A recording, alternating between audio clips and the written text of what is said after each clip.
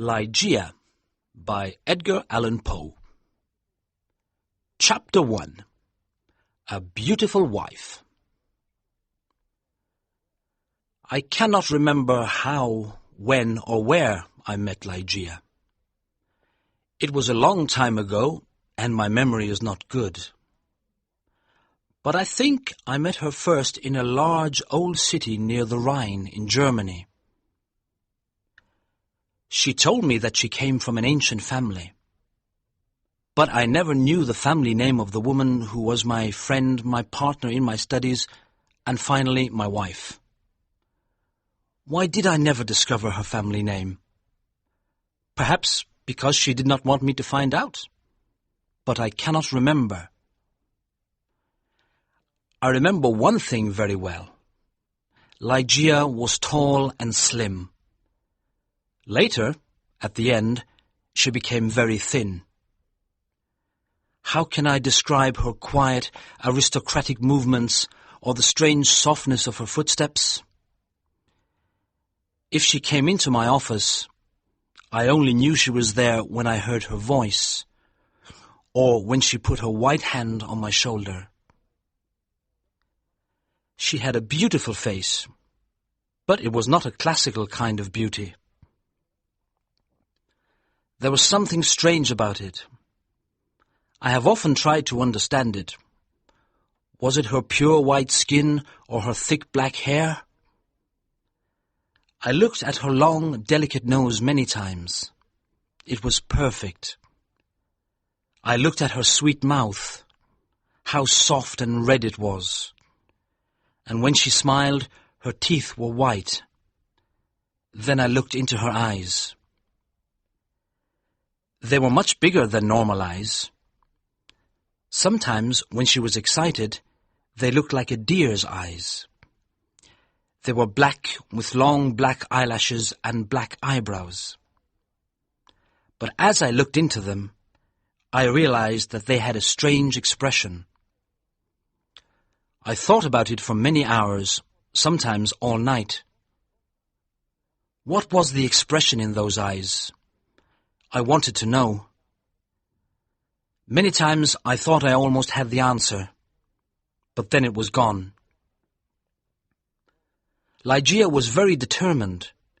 She was always calm and quiet, but her determination showed in her eyes.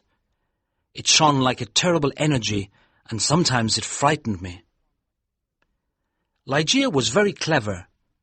She was excellent at Latin and Greek, and she knew many other languages perfectly. She never made a mistake. She was also a student of science and mathematics. When we were first married, I often asked her for help with my studies, and we worked together. But after she died, I was alone. Without her, I was like a child in the dark. When she first became ill, she did not come to help me as often as before. She lost weight, and her skin became pale and transparent. When I saw that she was dying, I felt desperate. Ligeia resisted death with all her energy. She was determined to live. I watched in agony as she fought for life. I knew she loved me, but I only understood how much she loved me now that she was dying.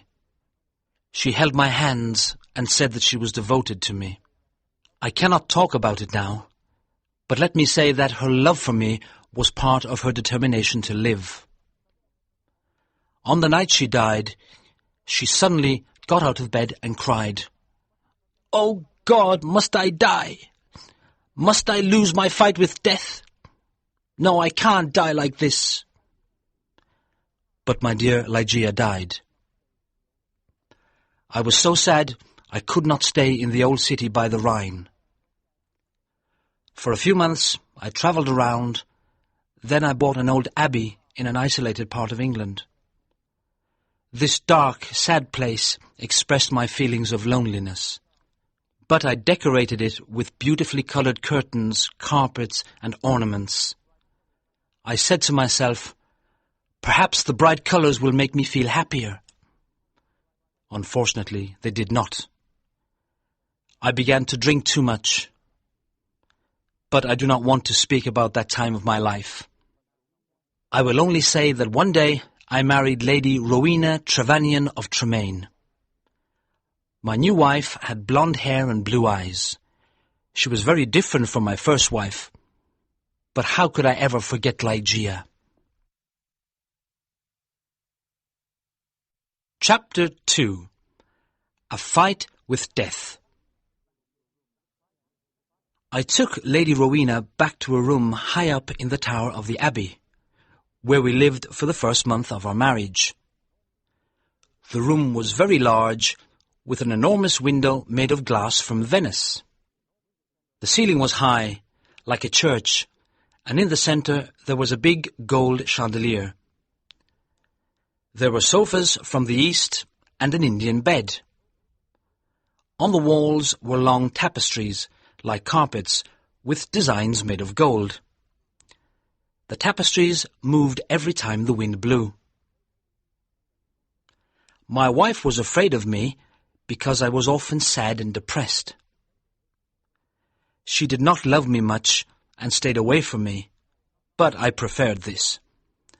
I always thought about Ligeia, my beautiful Ligeia, dead in the tomb. Sometimes in my dreams I called to her in the night. I imagined that perhaps my love for her could bring her back to me. At the beginning of the second month, Lady Rowena became ill. She did not sleep very well, and told me she could hear sounds and movements in the tower. "You have a fever," I said. "You're imagining things." She got better, but then she went back to bed with a second illness, worse than the first. The doctors could not understand it. Again, Rowena began to hear little sounds and movements in the bedroom, and they frightened her. One night, at the end of September, she woke up suddenly. I was sitting on a sofa by her bed. She whispered to me that she could hear sounds and see movements, and there was a frightened expression on her thin face. But I saw and heard nothing. "It's the wind," I explained. "You can see the tapestries moving in the wind." But her face was white with fear, and she nearly fainted. I remembered that there was some wine on the table on the other side of the room. As I walked under the light of the chandelier, a strange thing happened. I felt something invisible pass me, and on the carpet I saw a shadow, almost the shadow of a shadow. I decided to say nothing to Rowena. I poured out a glass of wine and gave it to her. Then I sat on the sofa and watched her. After some moments, I heard very quiet footsteps on the carpet coming towards the bed.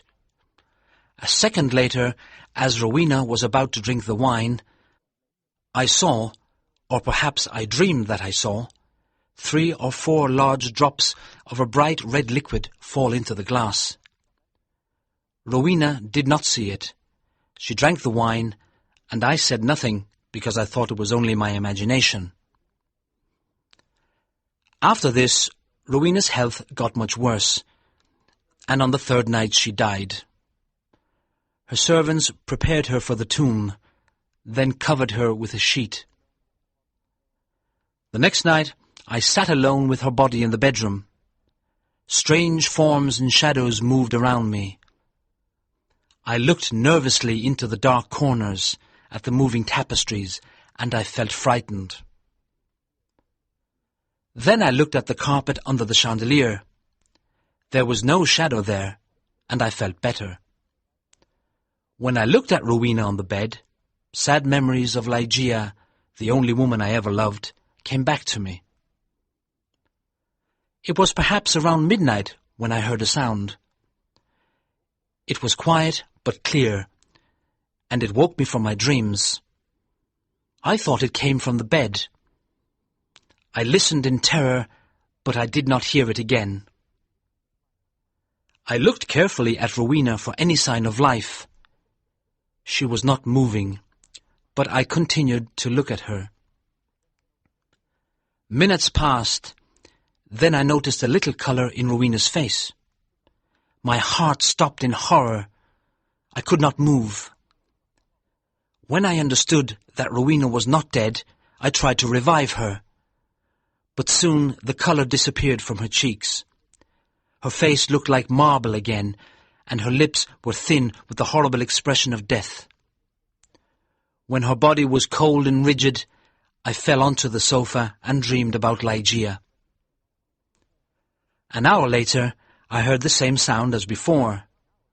I listened. Yes, there it was again, a sigh from the bed.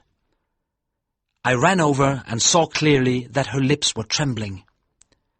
Then they opened, showing her bright teeth. I thought I was going mad. There was a pink colour on her cheeks and neck. Her body was getting warm again, and her heart was beating a little. Lady Rowena was alive. I did everything I could to revive her. Then, suddenly, her colour disappeared. Her heart stopped, and her body became cold and rigid.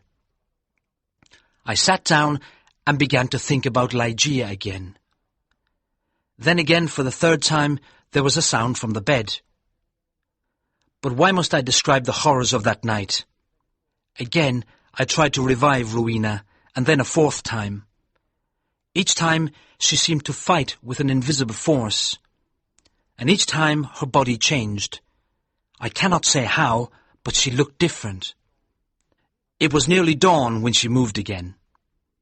I was sitting on the sofa, exhausted, but Rowena's body moved with more energy than before.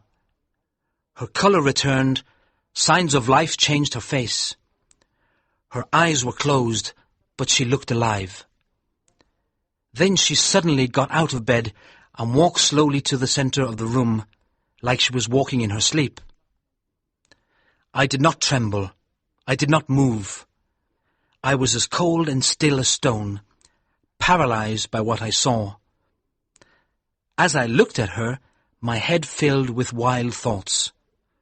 Was Rowena really alive? Could I really see her blonde hair and blue eyes? Why wasn't I certain? I could not see her mouth very well, but her cheeks were like pink roses. Weren't they Rowena's cheeks? But wasn't she taller than before? I was filled with a kind of madness. I ran to her, but she moved away. Then I saw her long hair moving in the wind. It was blacker than the black of midnight. And now, slowly, her eyes opened. I shouted like a madman, "These are the black eyes of my lost love, the eyes of Ligeia."